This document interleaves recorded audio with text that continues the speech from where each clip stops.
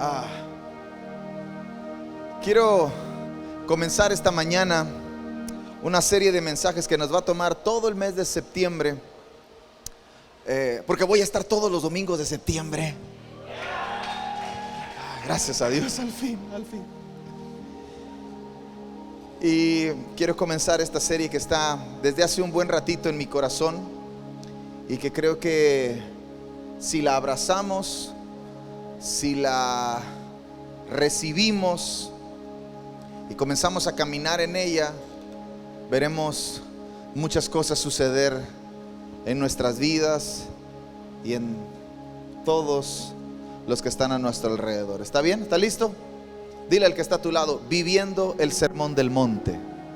Viviendo el sermón del monte. ¿Cuántos han escuchado hablar del sermón del monte? ¿Alguien ha escuchado alguna vez las bienaventuranzas? Y algunos nos quedamos con las bienaventuranzas. Bienaventurados los pobres de espíritu, bienaventurados los que lloran. Y todos conocemos esa parte. Pero el sermón del monte está compuesto por varios capítulos del libro de Mateo, del Evangelio de Mateo. Entonces no solamente son las bienaventuranzas, sino tiene algunas cosas más. Y aunque estoy seguro que el objetivo central del Evangelio no es el comportamiento humano, o sea, la cosa es que cuando usted entrega su vida a Jesús, cuando usted entra a la vida con Dios, no se trata de que el Evangelio hace a alguien malo bueno, ¿ok? No se trata de eso, no se trata de que ahora vas a la iglesia, ya deberías ser bueno. Ahora vas al templo, ahora deberías comportarte de una forma diferente. Ahora lees la Biblia, ahora entonces deberías hablar de una forma diferente, deberías conducirte de una forma diferente, deberías reaccionar. ¿A cuántos le han dicho eso? ¿No que vas a la iglesia? ¿Alguien se lo han dicho? ¿O soy el único al que le dicen esas cosas, ¿verdad? Cuando reacciona de forma diferente. Eso te enseñan en tu iglesia, me decía mi mamá. Hasta hoy todavía me lo sigue diciendo. Eso te enseñan en tu iglesia. Y digo, mamá, el problema es que ellos no me lo enseñan, yo lo enseño. Entonces ahí es donde está la cosa complicada, ¿verdad? Entonces todos nos han dicho eso. Pero el objetivo central del Evangelio no es el comportamiento humano, no es hacer a alguien malo bueno. El objetivo central del Evangelio es afectar el destino eterno de la humanidad. El objetivo central del Evangelio, más que un asunto de comportamiento, dígalo conmigo, es un asunto de resurrección. Otra vez, es un asunto de resurrección. O sea, es un asunto de muerte a vida. O sea, pastor, pero es que yo no soy tan malo. Hay otros peores, ¿verdad? Pero sin Jesús, la realidad es que tú no estás vivo.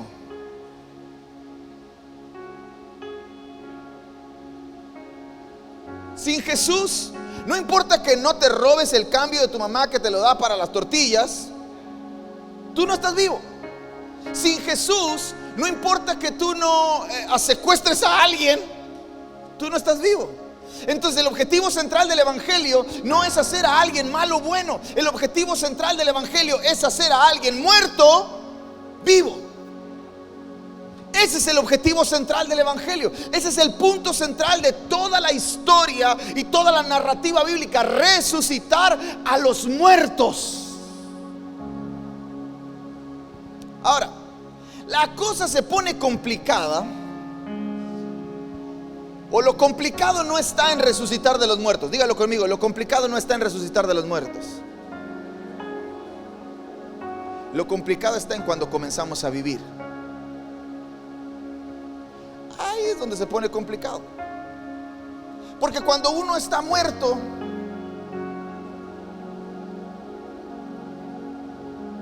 pues ¿qué te afecta?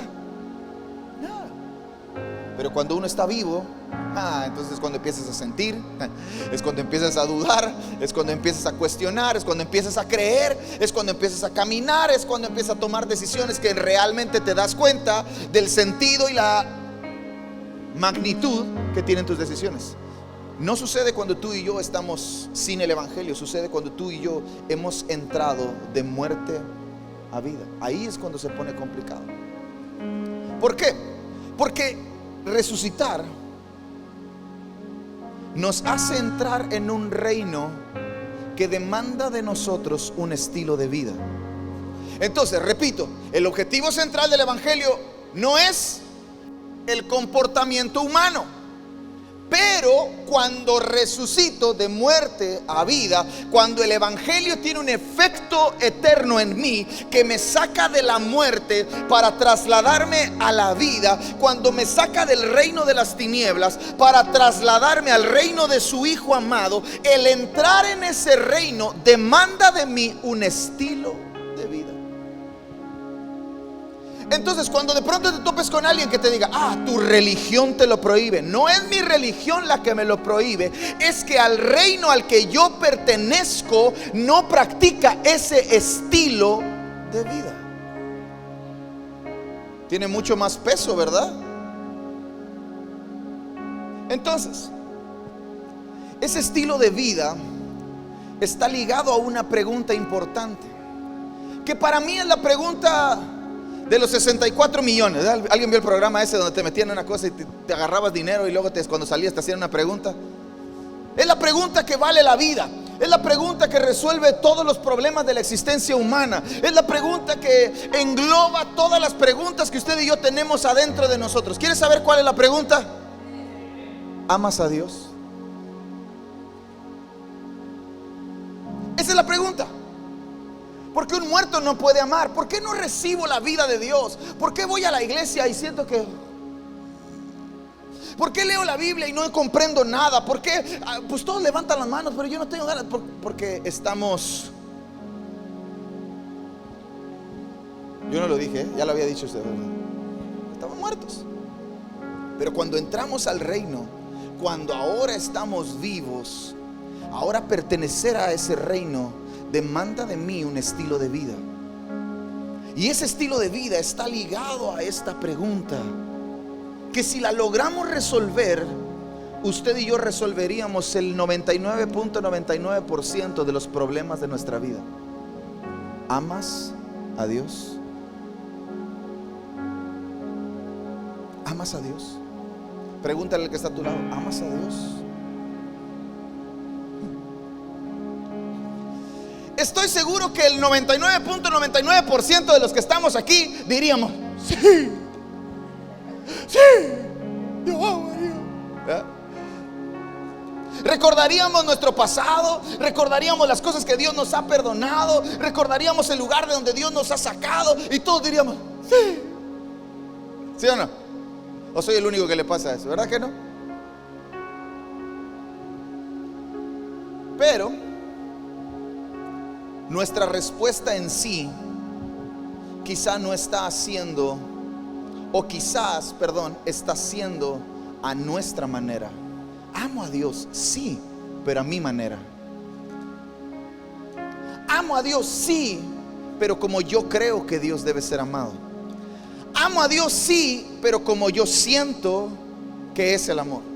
Amo a Dios, sí, pero según mi entendimiento. Pero usted tiene que saber esto: Dios tiene una manera y Dios tiene un anhelo para ser amado. Entonces yo necesito a Dios para amar a Dios. Necesito amar a Dios no a mi manera, no a mi forma, sino como Él desea ser amado y como Él anhela ser amado. Entonces me encuentro con esto, que la mayor evidencia de amar a Dios es cuando caminamos en obediencia. Y si me pueden ayudar ahí en las pantallas buscando el Salmo 119, verso 97. Si traes tu Biblia, busca el Salmo 119, verso 97. Es el salmo más largo de todo el libro de los Salmos. El Salmo 119, verso 97 dice: oh, cuánto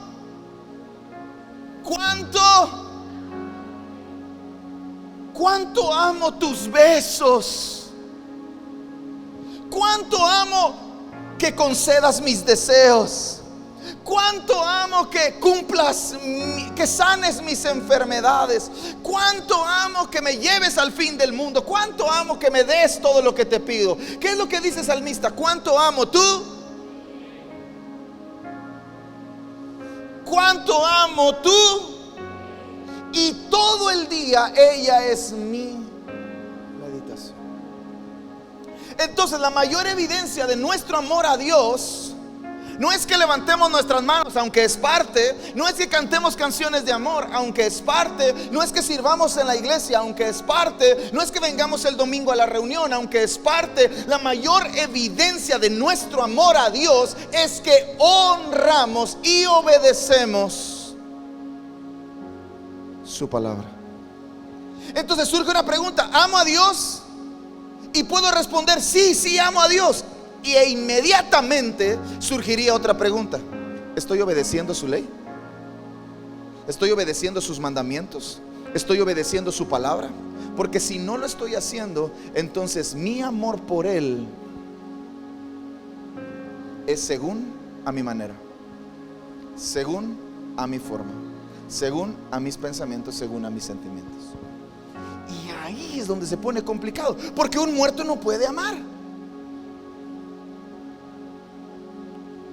Un muerto no puede responder a eso. Entonces por eso el objetivo central del evangelio es sacarte del reino de las tinieblas y trasladarte al reino de su Hijo amado. El objetivo central del evangelio es tomar a alguien que está muerto en sus delitos y pecados, soplar aliento de vida, resucitarlo, meterlo a un reino que tiene un estilo de vida, que demanda un estilo de vida, que se resuelve con la pregunta: ¿amas a Dios? ¿Y estás dispuesto a caminar según su palabra? Entonces,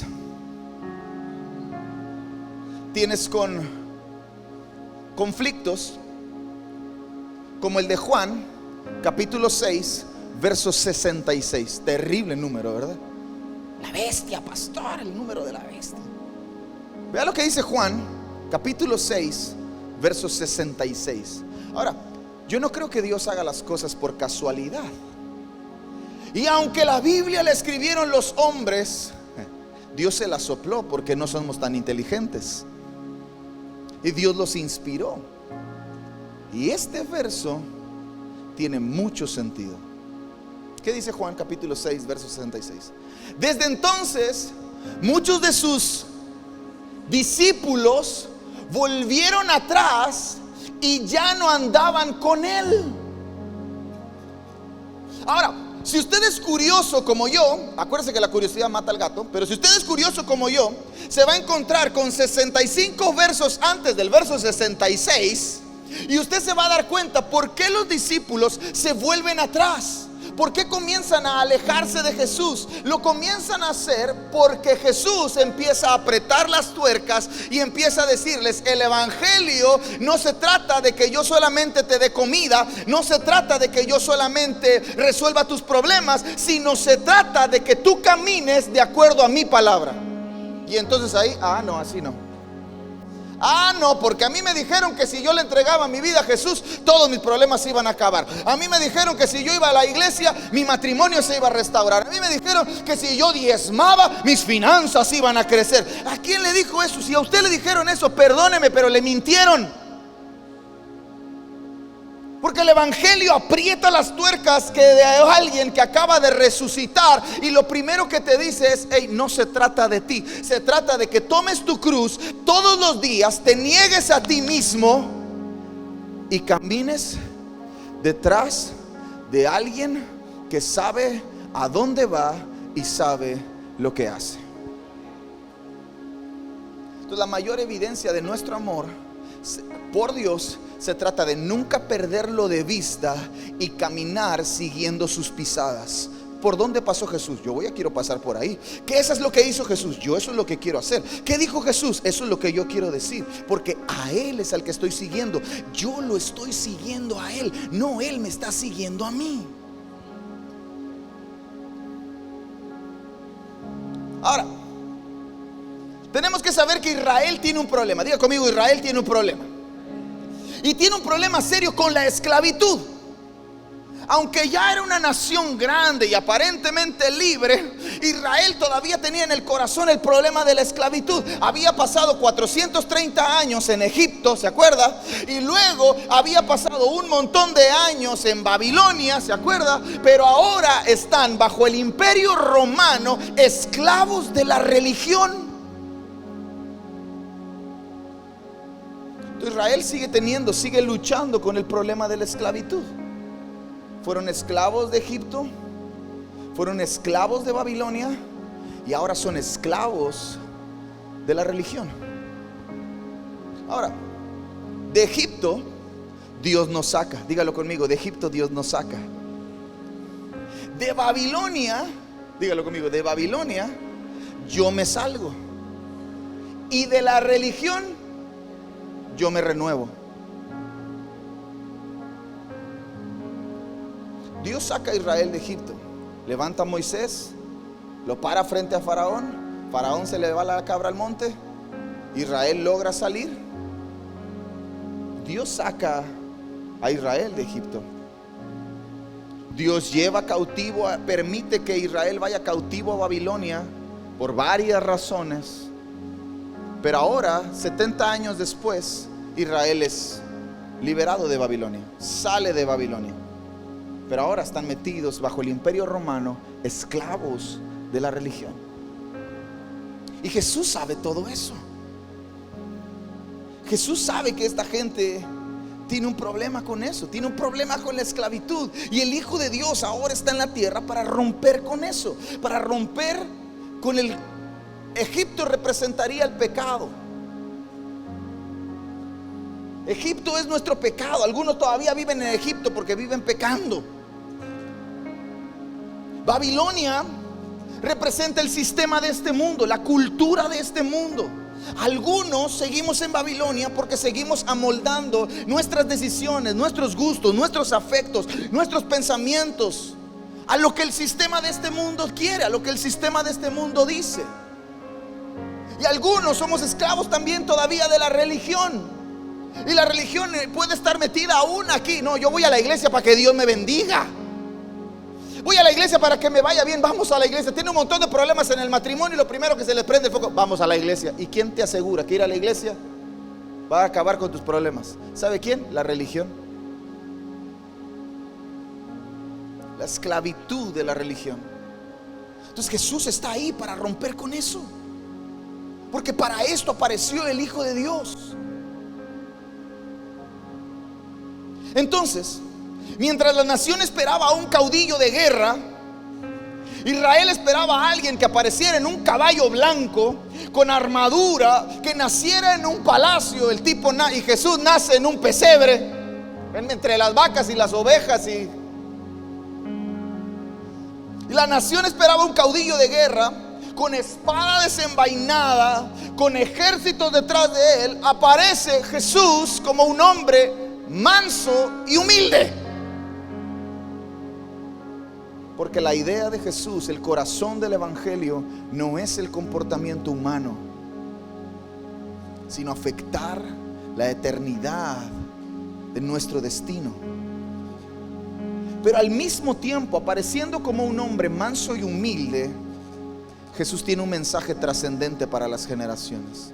Por eso creo que si usted y yo abrazamos y caminamos según el sermón del monte, usted y yo no solamente estaremos transformando nuestras vidas, estaremos transformando la vida de hombres y mujeres, de jóvenes y señoritas, de niños y niñas que ni siquiera han nacido. Sus hijos que son pequeños, si usted hoy abraza el sermón del monte, cuando ellos tengan la edad para tomar decisiones, las tomarán de forma diferente. Si usted todavía no tiene hijos y usted abraza el sermón del monte, cuando ellos lleguen, se van a integrar a un estilo de vida diferente. No se trata de Egipto, no se trata de Babilonia, no se trata de la religión. Se trata de que usted y yo pertenecemos a un reino. Y ese era el mensaje trascendente de Jesús cuando caminó en la tierra. Juan el Bautista, algunos años antes, se paraba en el desierto y decía: hey, israelitas, varones galileos, arrepiéntanse, porque el reino de los cielos está cerca. Era el anuncio de Juan: bautícense, arrepiéntanse, porque un día aparecerá el reino de los cielos entre nosotros. Pero ahora Jesús tiene 30 años, está parado en Galilea con Juan el Bautista en el río Jordán, y Juan voltea y dice: hey, del que yo les hablé, ahí está. Entonces eso significa que el reino de los cielos ya no se ha acercado, el reino de los cielos está entre vosotros. Entonces ese era el mensaje de Jesús. El mensaje de Jesús ya no era: el reino de los cielos se va a acercar. El mensaje de Jesús ahora: el reino de los cielos se ha acercado. Y con el reino, dígalo conmigo, y con el reino, me gusta eso, porque pienso en mi casa. Y con el reino, dígalo, y con el reino vienen algunos, haga conmigo así, beneficios. Y ahora baje sus manos. Y también responsabilidades. Porque a todos nos gustan los beneficios, ¿verdad? Pero a nadie quiere las responsabilidades. Todo el mundo quiere cosechar para sí, pero nadie quiere sembrar para otros. Entonces el reino viene con beneficios.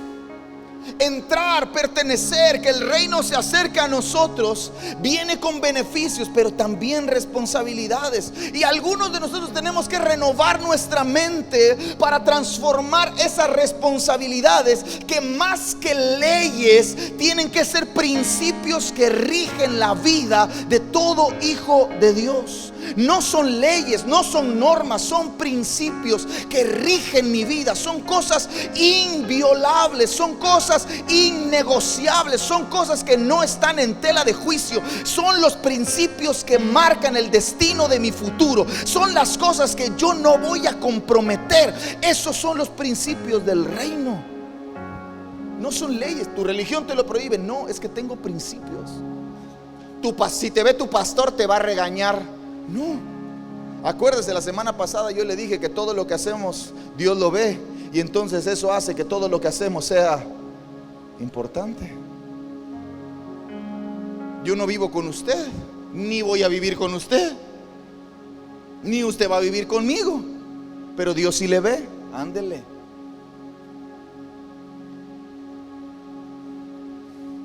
Principios. Y lo increíble de estos principios es que cuando usted y yo los caminamos con ellos como el sendero de nuestra vida, nos van a hacer prosperar. Y no estoy hablando de dinero, estoy hablando de crecer. Pastor, tengo 20 años en la iglesia y sigo igual. Pastor, es que voy a la iglesia, sirvo, hago esto, pero mi vida no cambia, mi matrimonio no cambia, mis hijos no cambian. La pregunta no es si estás yendo a la iglesia, la pregunta es cuántos principios no estás viviendo. ¿Cuántos principios del reino estás sustituyendo por tus principios, por tus ideas, por tus suposiciones, por tus razones? Y eso no funciona en este reino, porque este reino tiene principios.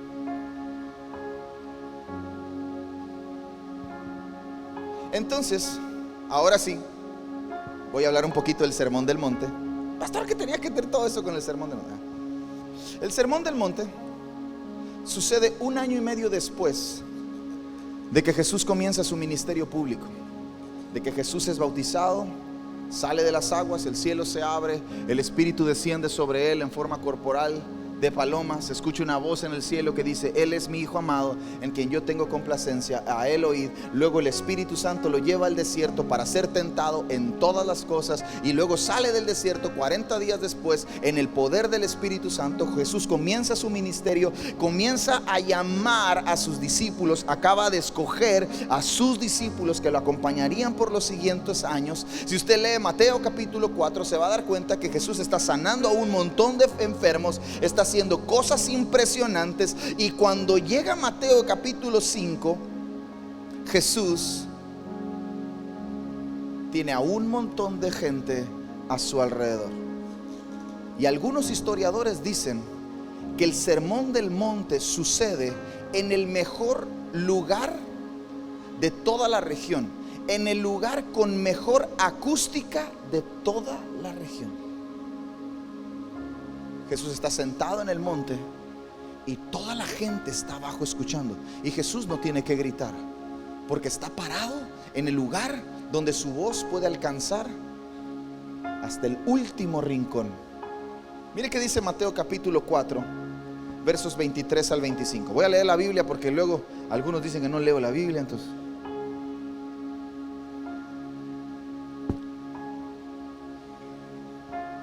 Mateo capítulo 4, versos 23 al 25. Y recorrió Jesús toda Galilea, enseñando en la sinagoga de ellos y predicando el evangelio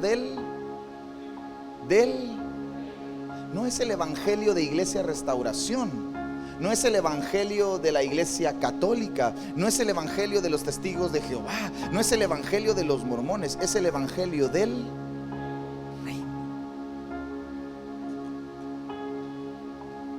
Y sanando toda enfermedad y toda dolencia en el pueblo, y se difundió su fama por toda Siria, y le trajeron todos los que tenían dolencias, los afligidos de diversas enfermedades y tormentos, los endemoniados, lunáticos, paralíticos, y los sanó. Y le siguió mucha gente de Galilea, de Decápolis, de Jerusalén, de Judea y del otro lado del Jordán. Imagine la escena. Jesús está parado en el sermón del monte, en el monte. Hay un montón de gente que acaba de ser sanada, un montón de gente que acaba de ser liberada, un montón de gente que acaba de recibir el evangelio del reino. Está ahí con toda la gente. Y entonces comienza a hablar Mateo capítulo 5. ¿Puedes poner Mateo capítulo 5, verso 1, por favor?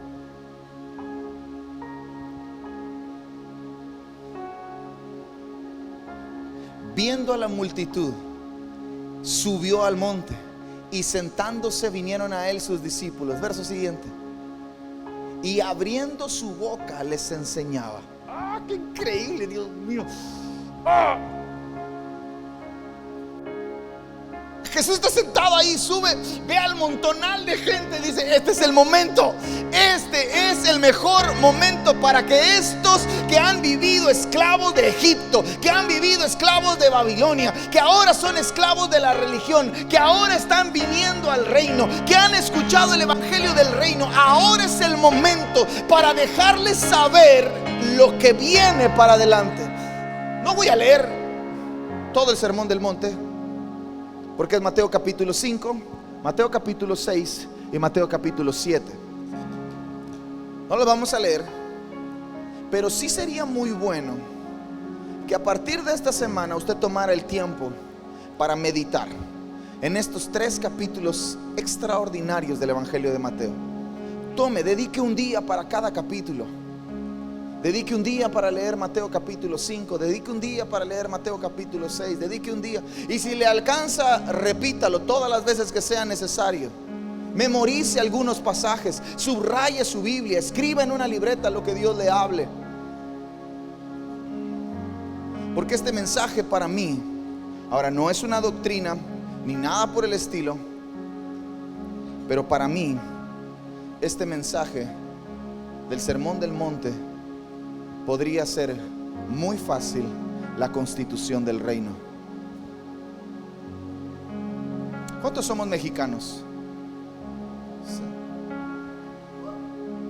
Gloria a Dios que somos mexicanos. Pero ¿sabe que México tiene una constitución política de los Estados Unidos mexicanos? ¿Sí? ¿Sí sabe? El reino al que usted y yo pertenecemos también tiene una constitución. Y si usted quebranta un artículo de la Constitución Política de los Estados Unidos mexicanos, usted está quebrantando una. Y si usted quebranta una ley, usted se hace acreedor a una sanción. Lo mismo sucede con el reino. El reino tiene una constitución. Y si usted y yo quebrantamos esos principios, quebrantamos esa ley, usted y yo nos hacemos merecedores, acreedores a una sanción. Entonces, de nuevo, ¿por qué no me está yendo como Dios quiere que me vaya? Y Dios ahí arriba diciendo: porque tú no estás viviendo como quiero que vivas.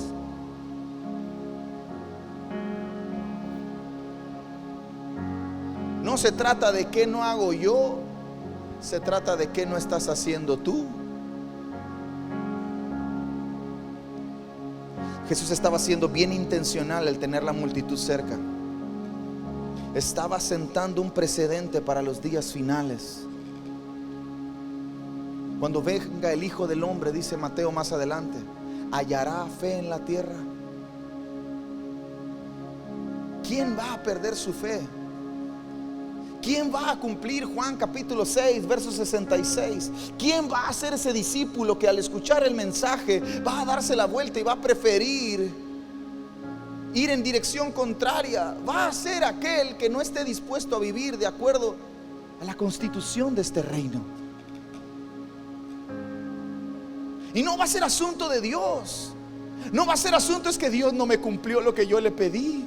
No va a ser asunto es que Dios no sanó a mi papá, es que Dios no sanó a mi mamá, es que Dios no sanó a mi hijo, es que Dios no me bendijo, es que Dios no va a ser ese asunto. Va a ser el que usted y yo tomaremos la decisión más importante de nuestra vida. O caminamos de acuerdo a lo que nosotros pensamos, o caminamos de acuerdo a la constitución de este reino. Entonces no eran cualquier palabra, era el mensaje al corazón.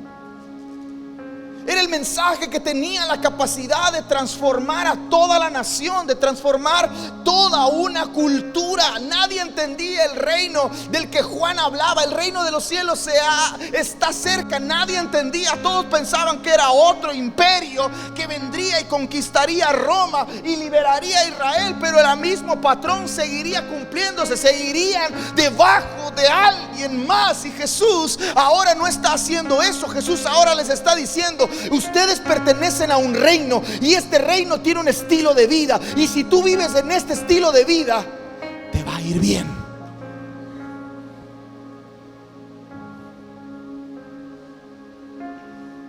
Jesús está describiendo cómo se ve alguien que pertenece a ese reino. Le prometo, mire, le prometo que me dije a mí mismo: voy a predicar tranquilo. Se lo prometo. Puedo. Ahora, podríamos seccionar este mensaje en 3, y de eso voy a hablar las siguientes semanas.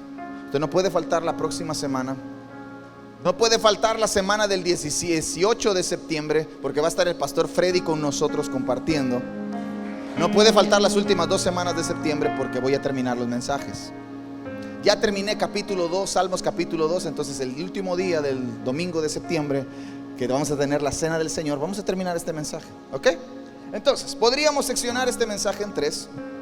Número 1, las bienaventuranzas. Usted tiene 8 bienaventuranzas ahí en Mateo capítulo 5. Resistir la tentación. A partir del capítulo 6 usted va a encontrar algunas cosas a las que usted tiene que resistir. Y número 3, el reto de las relaciones personales. Usted va a encontrarse cómo Jesús está también tratando y hablando de cómo alguien, el reino, cómo alguien que pertenece a este reino se conduce en medio de sus relaciones.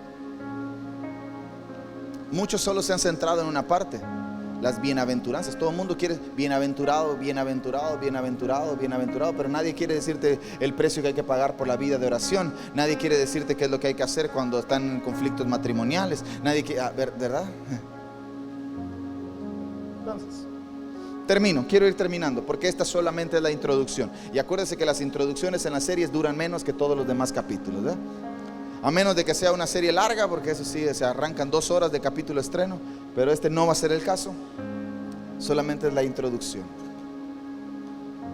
Responder la pregunta. ¿Cuál pregunta? ¿Se acuerda? ¿Amas a Dios? Responder la pregunta, ¿amas a Dios?, puede cambiarnos la vida para siempre. Que usted mismo se diga: hey, amo a Dios. Hágase esa pregunta: ¿amo a Dios? Sí, amo a Dios porque levanto mis manos, amo a Dios porque canto, amo a Dios porque sirvo, amo a Dios. No. ¿Amas a Dios?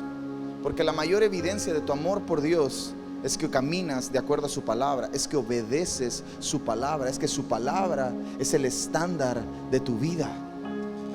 ¿Amas a Dios? Puede cambiarnos la vida para siempre. Y como dije al inicio, el objetivo no es un comportamiento. El objetivo no es hacer a alguien malo. Bueno, vamos a la iglesia para que cambies eso que estás haciendo. Ay, híjole, a ti te hace falta ir a la iglesia. Que venga a la iglesia, si no resucita, nunca va a cambiar.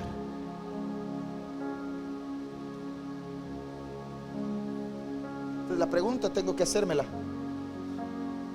¿estaré vivo? Entonces, amas a Dios, puede cambiarnos la vida para siempre. Pertenecer a este reino no tiene que ver con un comportamiento, pero cuando resucito por caminar de acuerdo a los principios de este reino, obviamente mi comportamiento cambia. Es una naturaleza, es algo natural. Entonces el Sermón del Monte, cuando usted y yo lo llevemos a la práctica, dile al que está a tu lado: practícalo. Nos daremos cuenta que amar a Dios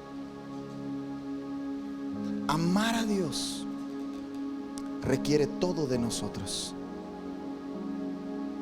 Amar a Dios no es una lágrima, aunque a veces lloramos. Yo platicaba con Oliver estos días y le decía: la neta, no entiendo, nunca lo he entendido. Tengo 15 años haciendo esto y nunca he entendido por qué cuando siento a Dios cerca lloro. No sé por qué lloro. O sea, cuando sé que Dios es cerca, lloro y empiezo a llorar y a llorar y a llorar. Pero si no estoy triste, no tengo miedo, no estoy deprimido, simplemente lloro. No sé, no entiendo. Espero algún día Dios me conteste, pero lo que sí entiendo es que amar a Dios va mucho más allá de mis emociones, va mucho más allá de mis sentimientos, porque requiere todo de mí, mi compromiso total. Cuando caminemos y escuchemos y vivamos el Sermón del Monte, te vas a dar cuenta cómo tus prioridades y tus anhelos son reordenados.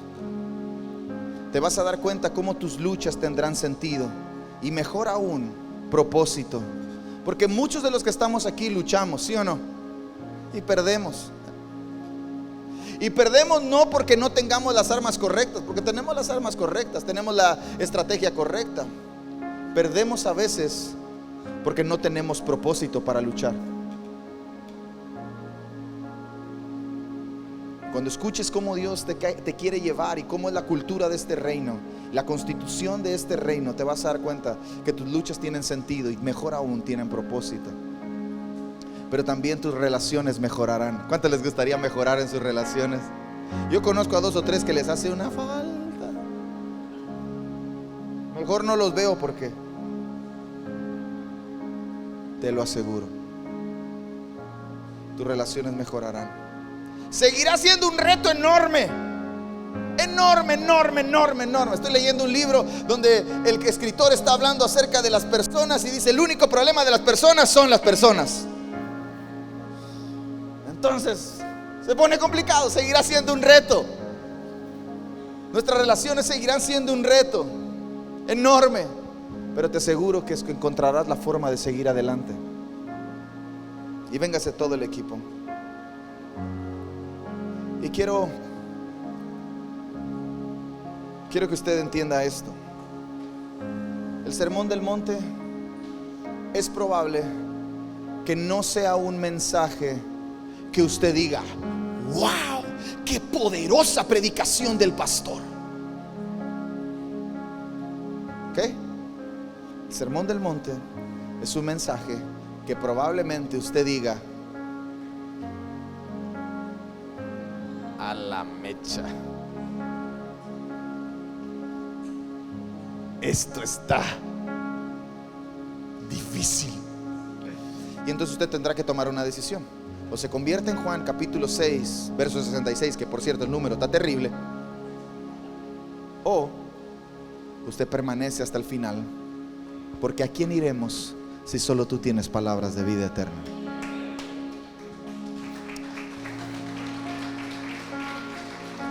Prepárese para ser desafiado. El sermón del monte nos va a desafiar a todos. Me está desafiando a mí y nos va a desafiar a todos. Nos preparamos para cuando Él vuelva. ¿Hallará fe en la tierra? Sí, Señor. Nos va a costar la vida entera, pero sí, al menos en Cancún, al menos en la región 103, al menos en Iglesia Restauración, al menos en la avenida del Chablé, Hacienda del Chablé con avenida Talleres, vas a encontrar a alguien que te ama, pero no de acuerdo a sus razones, no de acuerdo a sus conceptos, no de acuerdo a sus ideas, sino que te ama como tú quieres ser amado, como tú anhelas ser amado. Señor, al final de nuestros días, no se trata de mí, se trata de ti. Se trata de qué es lo que tú quieres que yo te dé. Puedes poner de pie y juntos vamos a adorar a Jesús por un momento. Mientras adoramos, dile: Señor, ayúdame, necesito tu ayuda. Yo quiero vivir bajo estos principios. No quiero ser esclavo de la religión, mucho menos del pecado, mucho menos del sistema. Yo quiero vivir como tú quieres que yo viva. Es un desafío para mí, pero esto no se trata de mí, se trata de ti. Yo quiero honrarte a ti. Quiero que tú sonrías, quiero que tú estés bien, quiero que tú estés alegre conmigo, que cuando me veas puedas decir: este es mi hijo amado, en quien yo tengo complacencia. Levanta tus manos por un momento. Precioso Jesús, hermoso Jesús.